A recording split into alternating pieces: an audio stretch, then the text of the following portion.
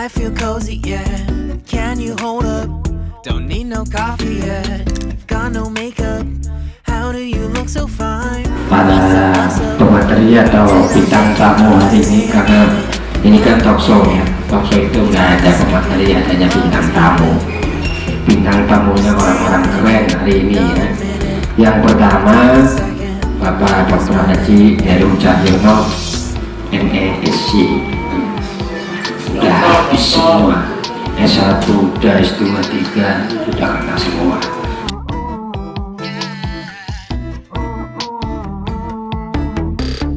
Don't you love when we take our time to make love? Promise you I'm not wasting time in the bathtub.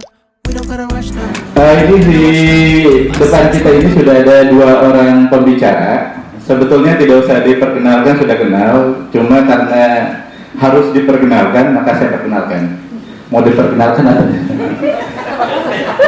baik, yang pertama ini Pak Dr. Heru. Pak Dr. Heru ini beliau adalah seorang praktisi, pengusaha, punya perusahaan WRP ya Pak? Iya Pak. WRP itu bergerak di bidang rekanan migas ya Pak? Rekanan Pertamina. Beliau lulus doktor itu tahun 2018, betul ya? 2019, mohon maaf. 2019 beliau sudah menjadi doktor, cuma yang menjadi pertanyaan itu beliau itu jadi doktor buat apa gitu kan, sudah jadi pengusaha gitu. Nah, artinya di sini ada sesuatu yang menarik gitu. Apa sih sebenarnya yang menarik dari itu semua gitu? Kenapa sih ketika sudah jadi pengusaha lalu mau jadi dokter? Apakah dengan menjadi dokter itu justru usahanya menjadi lebih melejit atau seperti apa? Nah itu nanti kita kupas lebih dalam dengan Pak Dr. Heru. Yang kedua di sebelahnya Pak Dr. Heru ada Pak Toto, dokter calon. Dokter kandidat Pak Toto Soekarnoto. Beliau adalah seorang praktisi juga di perbankan yang sudah lama di perbankan, kurang lebih ada 11 tahun ya Pak ya? 16 tahun di perbankan, dan saat ini beliau menjadi seorang akademisi, dan saat ini pun beliau menjadi kaprodi di perbankan syariah. Baik, tidak banyak yang ingin saya sampaikan karena ini berkaitan dengan ekonomi. Yang akan kita bahas itu adalah equity crowdfunding, ya, katalisator usaha rintisan startup go public. Apa sih gitu, equity crowdfunding ini gitu, atau pembiayaan ya, pembiayaan secara bersama-sama mungkin ya Pak. Turun dana atau berjamaah. Untuk lebih jelasnya nanti kita bicarakan lebih lanjut, dan ada pun hal-hal yang nanti ingin disampaikan kepada pembicara nanti kita ada waktunya. Baik, untuk yang pertama barangkali untuk Pak Dr. Heru dulu. Pak Dr. Heru Cahyono, Magister Ekonomi Syariah, saya persilakan. Baik Pak Budi, itulah pengenalan dengan equity crowdfunding ya. Jadi gimana caranya kita memulai usaha tanpa mempunyai perusahaan, tapi tanpa mempunyai image mau usaha apa, tapi kita bisa menghasilkan uang. Tadi dengan daya titik, next Pak Budi coba di halaman kedua. Nah di sini startup ya. Kita memulai bisnis, apa yang kita mulai? Di sini ada ide, nggak bisa diperbesar Pak Budi. Di sini ada ide, nah ini ada visi ya. Dalam kebetulan ada pernah saya sampaikan di dalam kelas juga ketemu anak-anak. Ada model bisnisnya kayak apa, inovasinya bagaimana, analisisnya seperti apa, mempunyai tim yang bagaimana. Nah di sini kita bicara funding. Hanya satu yang perlu saya tegaskan di sini, yaitu di sini funding. Kalau bahasa Cirebon sih pembiayaan, pemodal, ya kan. Tapi bahasa Pak Toto karena seorang akademisi yang baru, Jadi so akademis bahasanya, so susah-susah dibikin funding gitu, dibikin pemodal gitu lebih enak mungkin ya. Kita menjadi pemodal tapi kita nggak perlu mempunyai badan usahanya, startup gitu. Kita memulai bisnis ini semua sudah ada semua, tapi kita bicara modal, karena paling jelas paling susah adalah modal. Tapi kita punya modal nggak usah mempunyai badan usaha. Jadi uang yang kita punyain, sedikit modal yang ada, kita titipkan ke suatu perusahaan yang ada. Dan perusahaan ini sudah terdaftar di OJK, adanya penerbit sudah jelas. Nah situ sistemnya ada yang masih konven, ada yang syariah. Kalau perusahaannya anaknya Pak Jokowi, si Gibran, itu masih konven karena ditentukan di depan. Kita modal sekian, ada keuntungan sekian, mau ikut silahkan. Tapi ada 2 perusahaan yang sudah syariah ya Pak Toto. Nanti mungkin Pak Toto lebih menjelaskan secara detail perusahaan-perusahaan yang ada di penitipan modal. Jadi funding tadi, pemodal ini dari kita-kita. Seberapa kuat sesuai dengan kemampuan, dengan kemampuan kita. Beda hal dengan kita pembelian saham. Berarti kalau ditanya MC, kenapa saya kuliah? Yang disinilah saya kuliah. Yang pertama. Yang kedua, saya bisa berbagi. Saya pengennya itu yang sudah ketemu saya, baik di BBC maupun di yang lain, lulus itu tidak membawa kemana-mana ijazahnya. Jadi lulus itu ya ciptakanlah lapangan kerja. Iya. Kalau bicara modal, saya katakan 21 tahun yang lalu saya nggak punya modal apa-apa. Ya. Dan saya katakan ke mahasiswa di BBC juga, jika Anda butuh modal datang ke saya. Iya. Silakan beli tiket. Ini ada mahasiswa perubahan betul kan Bapak bilang gitu. Anda mau usaha kecil-kecilan silakan butuh modal datang ke Bapak. Iya. Dengan konsekuensi bagi hasil yang jelas. Iya dong. Karena dalam dunia bisnis nggak ada yang namanya rugi. Semua pasti untung. Ada juga yang sudah kita biayai uangnya habis, saya katakan Pak habis, ya sudah nggak apa-apa. Kamu punya dapat ilmu nggak? Kenapa rugi? Dia sampaikan, itulah untungmu, silakan dilanjutkan, ini modalnya. Iya. Jadi itulah bisnis ya. Jadi lebih baik jadi pemberi daripada jadi peminta. Mohon maaf nih Pak Kapolri. Jadi yang belum punya memberi, ini masih menunggu gaji dari BBC. Saya katakan mohon maaf.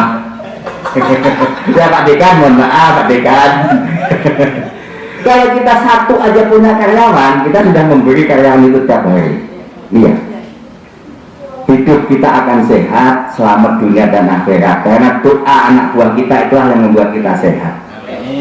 Kalau kita punya anak buah 500, ya seperti saya 650 orang, dia pasti tiap hari berdoanya mudah-mudahan bos sehat, mudah-mudahan tanggal 1 gajian, ya kan? Nggak ada yang mendoakan bos sakit. Nambah istri. Amin. Nah itu yang ada itu untungnya gelar saya bukan SAG Bu, Pak, bukan MAG, gelar saya Messi, tuh.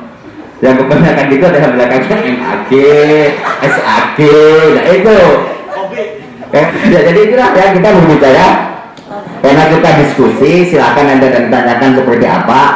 Karena ini sudah kita jalankan 21 tahun yang lalu sebetulnya. Cuman yang jadi permasalahan ini di Indonesia dan di lingkungan kita yang konon katanya Muslim ya, tadi trust, kepercayaan. Muslim ke Muslim itu percayanya nggak ada.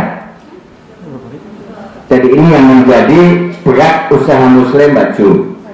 Pernah saya nulis artikel bahwa karena di dunia bisnis itu ada tahapannya.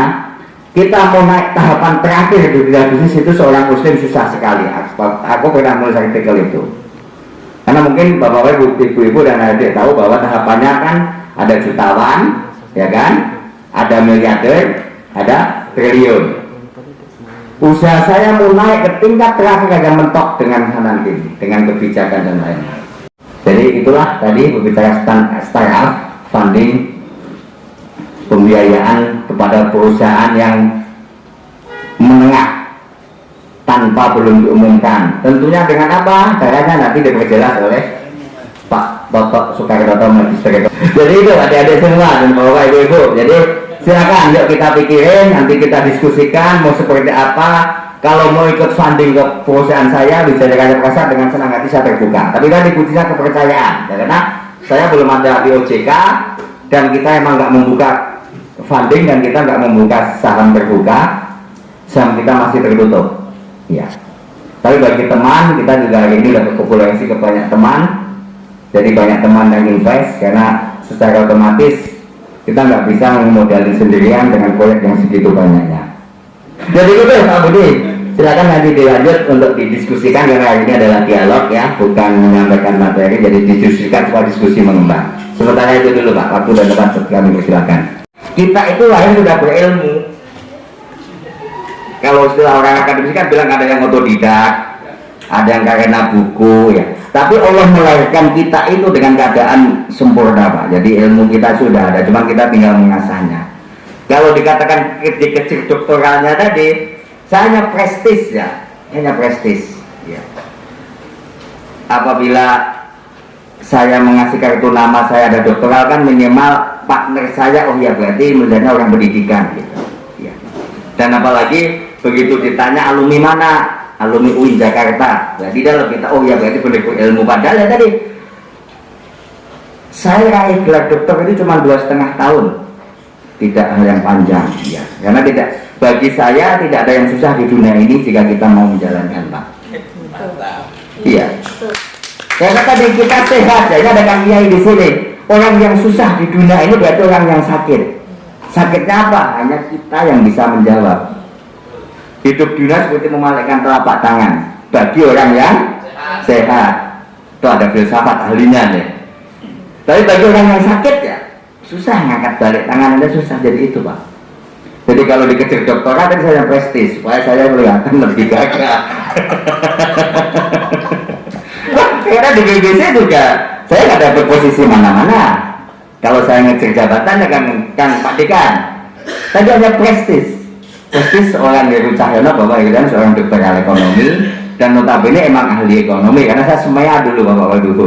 Saya SMA-nya semea, S1-nya ekonomi, S2-nya ekonomi, S3-nya ekonomi, praktisi politisi. Semua nggak ada jurusannya karena semua bisa kita pelajari. Udah kan jelas?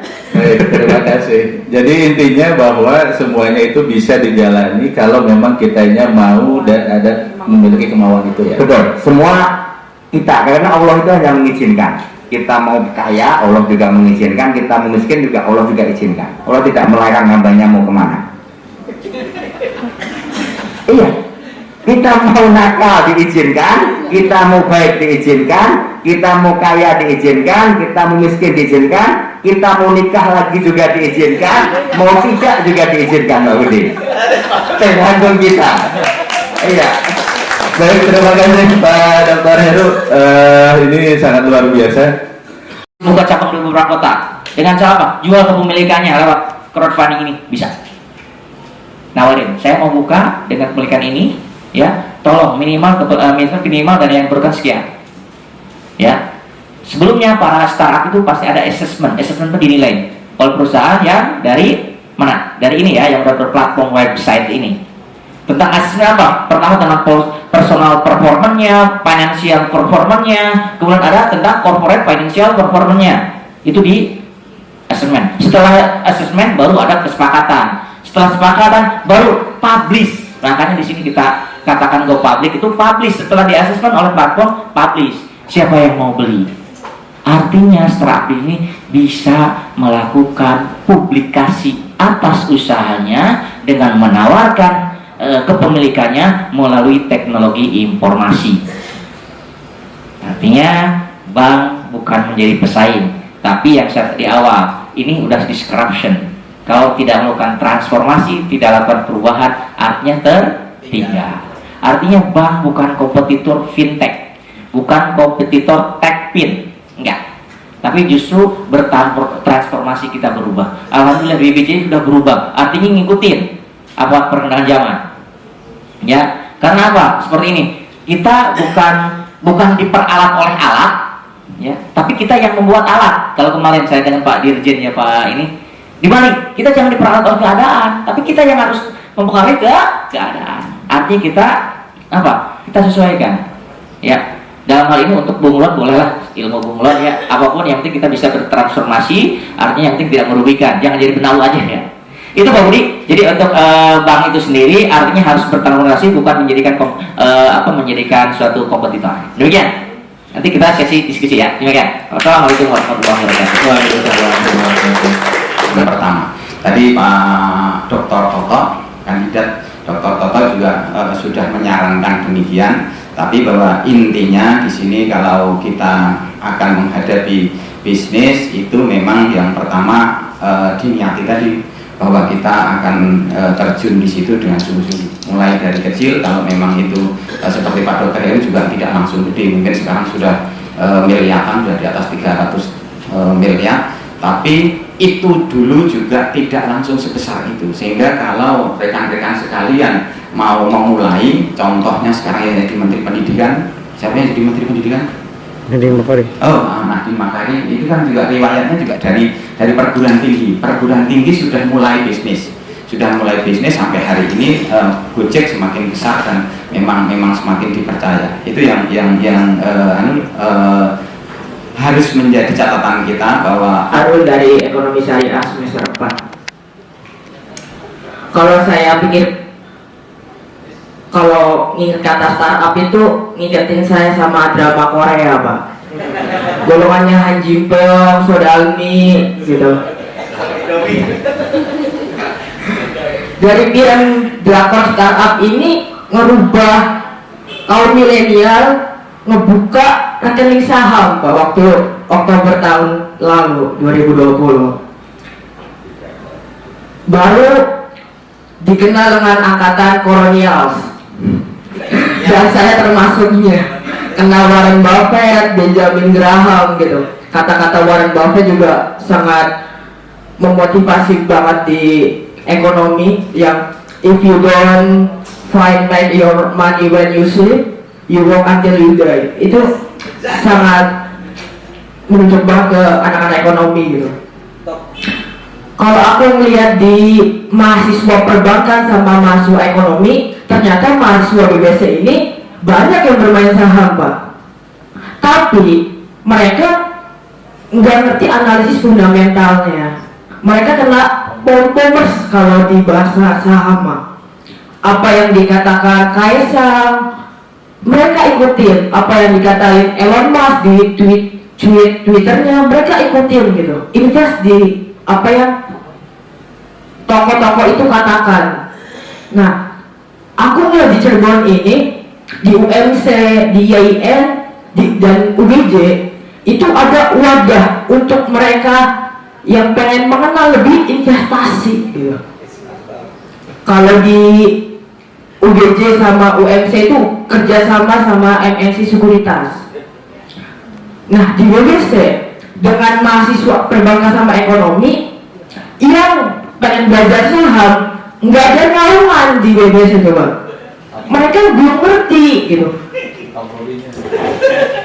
Dan aku diskusi kepada mereka tentang analisis fundamental, tentang equity, value books-nya, mereka nggak ngerti gitu. Dan aku juga bingung, berarti BBC ini kurang dari banyaknya UKM, Hima sama Donasema, kurang satu lagi untuk perbankan dan ekonomi, yaitu galeri investasi di BBC. Dan mohon maaf ya, Pak Dekan, Pak bisa nggak nih menaungi kita pengen belajar lebih untuk mengenal stok atau saham di bursa efek lebih dalam gitu. Assalamualaikum warahmatullahi wabarakatuh.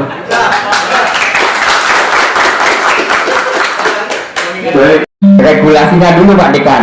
Jadi disepakatin bahwa adik-adik kita ini dikasih pemahaman yang jelas dulu tentang regulasi saham. Karena masih ada dua versi Pak Dekan. Silakan disampaikan karena bukan nota kuliah saya. Yang boleh itu yang mana, yang tidak boleh itu yang mana. Jadi jangan sampai kita menjerumuskan anak-anak kita ke dalam kolong-kolong kegelapan. Itu yang terpenting. Yang kedua, pesan, karena saya juga pernah jadi trader ya. Mainan saya bukan mainan ratusan juta lagi. Saya pernah satu hari itu dapat 5M. Kalau saya orangnya kalau mau bermain saya harus serius. Jadi saya jadi trader selama 5 tahun waktu saya masih gelap dulu, belum mengenal ekonomi syariah. Rambutnya masih gelap. Iya, jadi bikin pakai ayat nih, tapi dilabelin halal, boleh nggak? Wah ya nggak boleh, ya sudah nggak jadi. Jadi nggak ada koalisi.